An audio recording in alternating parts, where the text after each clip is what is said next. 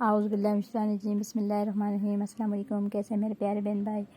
میری دعا ہے میرے بہن بھائی جہاں رہیں خوش رہیں، کوئی ان کے قریب نہ آئے، آمین ثم آمین۔ میں اپنے چینل معذور لڑکی کے ہنر میں آپ سب بہن بھائیوں کو خوش آمدید کہتی ہوں۔ پلیز ویڈیو فل واچ کیا کریں۔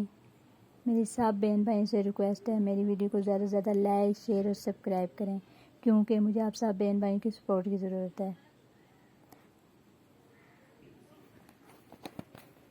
انسانی شخصیت میں چہرہ سب سے نمایاں شخصیت رکھتا ہے۔ بنیادی طور پر چہرے کی بناوٹ تکون، مربع، گول اور بیضوی ہوتی ہے۔ اسی لیے چہرے کی بناوٹ کو مد نظر رکھتے ہوئے مناسب قسم کے گلے اور بالوں کا سٹائل اپنانا چاہیے۔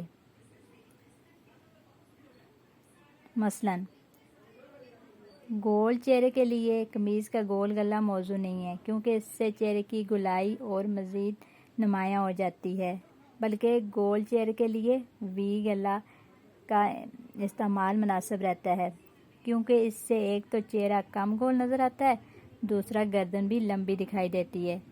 گول چہرے والوں کو اپنی مانگ بھی زیادہ وضاحت سے نہیں نکالنی چاہیے۔ پیچھے کی طرف کٹے ہوئے بال بہتر رہتے ہیں۔ اگر مانگ نکالنی ہو تو یہ بالکل سر کے درمیان میں نہیں ہونی چاہیے اور نہ ہی ایک طرف کو زیادہ جھکی ہوئی ہونی چاہیے۔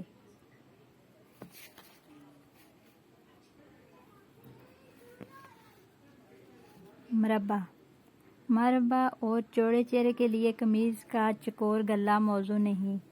چوڑے چہرے کے لیے بیضوی اور ذرا گہرا گلا مناسب رہتا ہے، کیونکہ اس سے چہرے کی چوڑائی میں کمی کا احساس پیدا ہوتا ہے۔ بال بنانے میں بھی چوڑے چہرے والوں کو خاص خیال رکھنا چاہیے۔ کانوں پر پڑے ڈھیلے ڈھالے بال چہرے کی چوڑائی کو کم کرنے میں مدد دیتے ہیں۔ اس کے علاوہ سیدھی مانگ نکالنے سے بھی چہرہ بہتر لگتا ہے۔ بیضوی چہرے کے لیے اونچا گول گلا بہت موزوں رہتا ہے۔ اس کے علاوہ وہ سر کے بال کھینچ کر بنانے کے بجائے ماتھے پر ڈھیلے ڈالے رکھیں اور ٹیڑھی مانگ نکالنے سے چہرہ دیکھنے میں مناسب معلوم ہوتا ہے۔ تکون چہرے کے لیے وی گلا موزوں نہیں ہے، کیونکہ اس سے تھوڑی کی نوک اور بھی زیادہ واضح ہو جاتی ہے۔ تکون چہرے کے لیے اونچا گول گلا مناسب اور زیادہ موزوں رہتا ہے۔ اس کے علاوہ ٹیڑھی مانگ، ڈھیلے ڈالے بال تکون چہرے کو